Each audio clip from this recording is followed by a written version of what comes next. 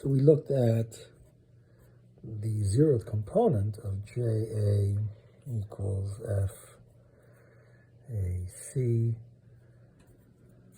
covariant divergence, and we found that the zeroth component was one of Maxwell's equations, specifically divergence of E proportional to the charge density, or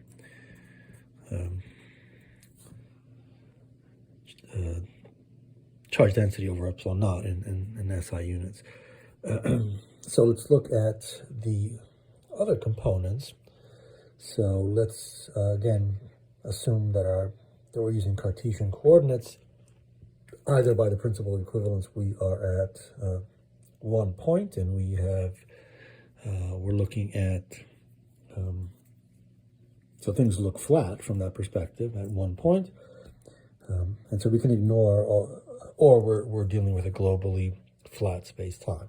So either way, we're going to ignore the connection coefficients, and so we'll get now J1, so A is 1, so we have dF1 0 with respect to x0 plus dF1 1 with respect to x1 plus dF1 2 in x2 plus dF1 3 in x3. This term, of course, is 0 because it's the diagonal terms are all 0 in the Faraday tensor. So this becomes dF1 0 with respect to x0 plus dF1 2 in x2 and dF1 3 in x3. And of course, we're in Cartesian coordinates, so this is dF1 0 in time, dF1 2 in y, plus dF1 3 in z. And that's J1, and J2 is dF, so A is 2, dF2 0 with respect to x0 plus dF2 1, x1 plus dF2 2 with respect to x2. Let's just get rid of that immediately.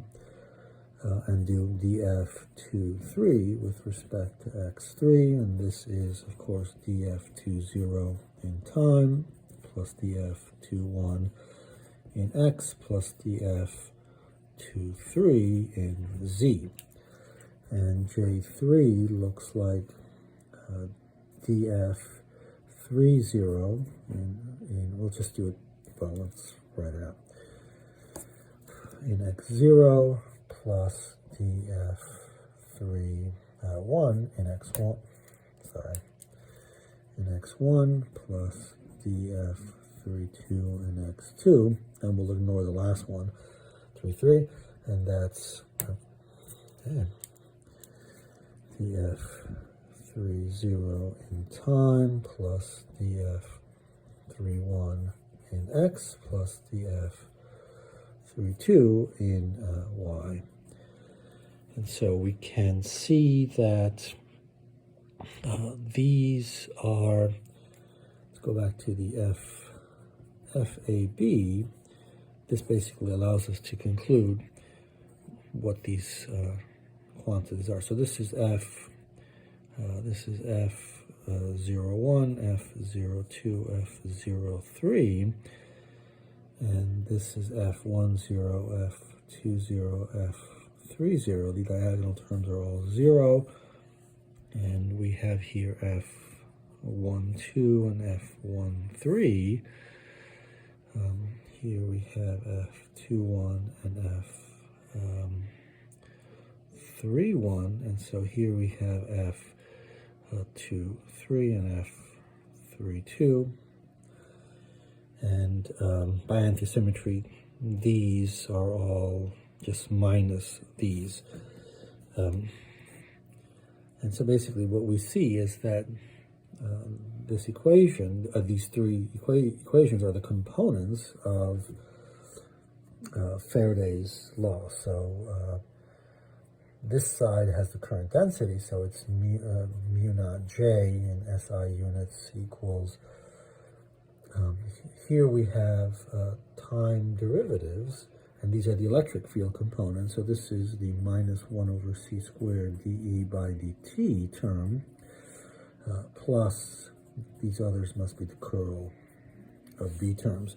So that's what these equations look like. So far we've seen that this has two of Maxwell's 4 equations, and we'll have to see how to get the other two.